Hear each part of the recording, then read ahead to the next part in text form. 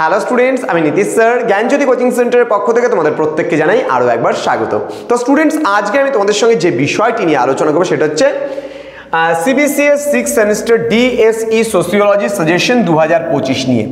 প্রথমে আমি আলোচনা করবো তোমাদের সঙ্গে পার্ট নাম্বার 3। এর আগে আমি অলরেডি পার্ট নাম্বার 2 নিয়ে আলোচনা করেছিলাম। এটা কিন্তু পার্ট নাম্বার 3 সাজেশন, যেখানে আমি আলোচনা করবো তোমাদের সঙ্গে মোস্ট ইম্পর্টেন্ট তোমাদের সঙ্গে কিছু গুরুত্বপূর্ণ প্রশ্ন 12 নম্বরের।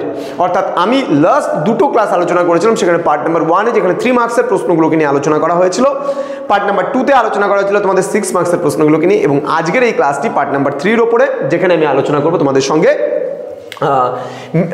ডিএসই সোসিওলজি নর্থ বেঙ্গল ইউনিভার্সিটির আন্ডারে যারা পড়াশোনা করছে তাদের জন্য।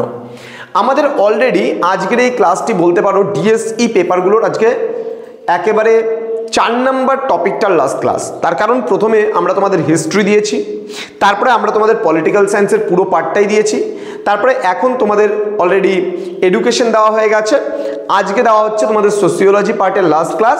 এরপরে আসবে ডিএসই বেঙ্গলি, ডিএসই ফিলোসফি সহ আরও বেশ কিছু ডিএসইর সাবজেক্টগুলো।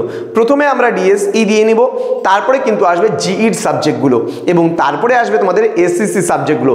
এইভাবে ধারাবাহিকভাবে সাজেশনসগুলো যদি তোমরা পেতে যাও, তাহলে অবশ্যই আমাদের চ্যানেলটিকে সাবস্ক্রাইব করে পাশে থাকা বেল আইকন অল প্রেস করে রাখো। এবং তোমরা যদি অনলাইনে আমাদের থেকে নোটসপত্র সমস্ত কিছু পেতে চাও, সাজেশনস পেতে চাও, তাহলে যোগাযোগ করো আমাদের অফিসিয়াল নাম্বার 7076398606 নম্বরে, অথবা 6295916282 নম্বরে। তোমাদের টোটাল কোর্স ফি থাকছে মাত্র 499 টাকা, পুরো প্যাকেজিং।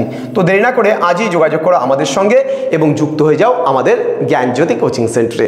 চলো শুরু করছি। তোমাদের পার্ট নাম্বার 1-এ কোন কোন প্রশ্নগুলো পড়তে হবে 12 মার্কসের জন্য। প্রথম প্রশ্ন কি বলেছে? সামাজিক স্তরবিন্যাসের বিভিন্ন দিকসমূহ ব্যাখ্যা করো। সামাজিক স্তরবিন্যাস কাকে বলে, তার বিভিন্ন দিকগুলো কি কি রয়েছে, এই নিয়ে আলোচনা। দেন বলছে বর্ণ গোষ্ঠীর সংজ্ঞা দাও, সামাজিক স্তরায়নের নিরিখে বর্ণগোষ্ঠী আলোচনা করো। নেক্সট 3 নম্বর প্রশ্ন, সামাজিক গতিশীলতা বলতে কি বোঝো? সামাজিক গতিশীলতার কারণগুলি সম্পর্কে বিস্তারিত আলোচনা করো। নেক্সট বলছে লিঙ্গ বলতে কি বোঝো? লিঙ্গ বৈষম্য গড়ে ওঠার কারণগুলি সম্পর্কে আলোচনা করো। নেক্সট বলেছে দারিদ্রতার সংজ্ঞা দাও, গ্রামীণ দারিদ্রতার কারণসমূহ সম্পর্কে আলোচনা করো। পরবর্তী প্রশ্ন, সামাজিক পরিবর্তন বলতে কি বোঝো? সামাজিক পরিবর্তনের শ্রেণীবিভাগ সম্পর্কে আলোচনা করো। পরবর্তী আমরা চলে আসবো 7 নম্বর প্রশ্ন। 7 নম্বর প্রশ্ন কি বলেছে দেখো। 7 নম্বর প্রশ্নে বলেছে সামাজিক স্তরবিন্যাসের সংজ্ঞা দাও, সামাজিক স্তরবিন্যাসের বিভিন্ন প্রকারভেদগুলি সম্পর্কে আলোচনা করো। নেক্সট প্রশ্ন, সামাজিক গতিশীলতা বলতে কি বোঝো?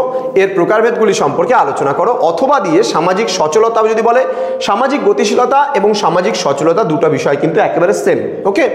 এর প্রকারভেদগুলি সম্পর্কে আলোচনা করো। নেক্সট বলেছে উপজাতি বলতে কি বোঝো? উপজাতি সম্প্রদায়ের বৈশিষ্ট্যগুলি সম্পর্কে আলোচনা করো। নেক্সট বলেছে জাতি বলতে কি বোঝো? জাতি ও রাজনীতির মধ্যে সম্পর্ক আলোচনা করো।